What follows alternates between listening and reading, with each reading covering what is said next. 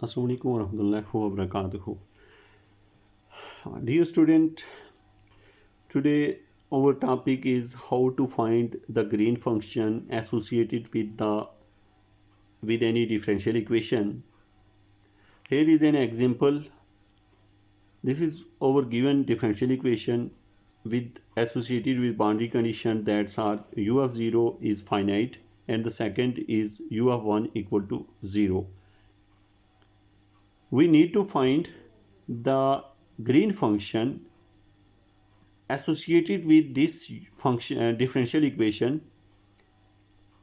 They have 5 steps. We are going to find out the green function in 6 step. In first step, you people compare the result this equation with SL system and get the p of x. Here the second derivative u double prime, the coefficient of u double prime is x, so p of x equal to x. The first step is always we find out the p of x firstly. After that, in second step, but here I am write this one in first. First we check lambda equal to 0 is an eigenvalue. You should keep in your mind that first of all we put lambda equal to 0 in our given differential equation. If we get the result u equal to 0, in that case you can say lambda is not the eigenvalue. Now we check if we put lambda equal to 0 in this equation, the overall result of the equation after integration of when we get the u is 0 or another function. If u is 0, then you can say that lambda is not an eigenvalue. So for that, first of all we put lambda equal to 0 in this equation. When we put lambda equal to 0 in this equation, this term is cancelled, only this term is present. This term, in this term x u double prime plus u prime equal to 0, we can write this term in this form. After that, we know that we can write this term in this form because when we take the derivative of x u prime, we get this result. So you can write this one in this form. So when we integrate on both sides of this equation, we get x u prime equal to some constant a. By getting first time integration, we get this one. You know how we get this one. When we take integration on both sides, when we take the integration on both sides of this equation, the derivative cancel with the integration and the integration of 0 is 0 and add some constant, and that constant is a. Now we divide this x in this on the other side, we get u prime equal to x, a by x. We need to find only u, not u prime. For this we integrate this step again, and we know that when we take integration on both sides of this equation, here is u and then here is a and natural log of x and some constant b. So we after integration we get this step. When we get this step, now where a and b are constant, using the boundary conditions, you know that we here is given two boundary conditions. The first one is we have u of 0 is finite. This implies that a equal to 0. What is meant by this one? This one is that the first condition is u of 0 is finite. It means when we put in place of x is 0, if we put you should keep in your mind that first of all, in that case, when the boundary condition is given in this form, u of 0 is finite, first you use second condition. First, when we put the second condition, you put in place of x equal to 1 and in place of u equal to 0. If you put u equal to 0 and x equal to 1, you get b equal to 0.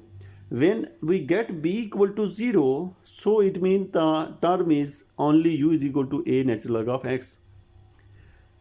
Now the second condition is we have u equal to 0 is finite. So if we put x equal to 0, so this is not finite because natural log of 0 Natural log of 0 is 0 and a equal to 0 by 0 by 0, that is undefined form because u is finite. So it is better that it means a is 0. A is 0. No natural log of x is 0. Hence we get a equal to 0. After this simplification, we find that a and b both are 0. When a and b both are 0, it means u is 0. So it is proved that lambda is not an eigenvalue. So you can say that thus u equal to 0 is only solution. Hence lambda equal to 0 is not an eigenvalue. Okay, this one is your first step in which you check lambda is eigenvalue or not. Now we are going to the next step and find the green function. Okay student, now in the second step, g of xt. What is g of xt? G of xt, we introduced a new function that is a green function, and green function is g of xt, regarded as a function of x associated with differential equation. You know that the differential equation when we put lambda equal to 0 is x u double prime plus u equal to 0. In place of u we substitute g because we are going to find the green function associated with that differential equation involving u. So we can put in place of u is g, that is g is a green function. So this is an equation involving a green function. So in each of the statement u to t and 0 to t and t to 1, there are two, we get the two conditions, two interval, because in conditions here we have given two conditions, that is 0 to t and t to 1 in our problem. So therefore we can write this equation in this form. How we write this equation? We write this equation, we get this equation in previous step, that a plus b natural log of x. But we separate it in two parts because we have two interval, 0 to t and t to 1. You should keep in your mind that if t include in this step, you cannot include this t in this step. So you put this one in this form, 0 less than equal to less than x less than equal to t, and t less than equal to x less than equal to 1.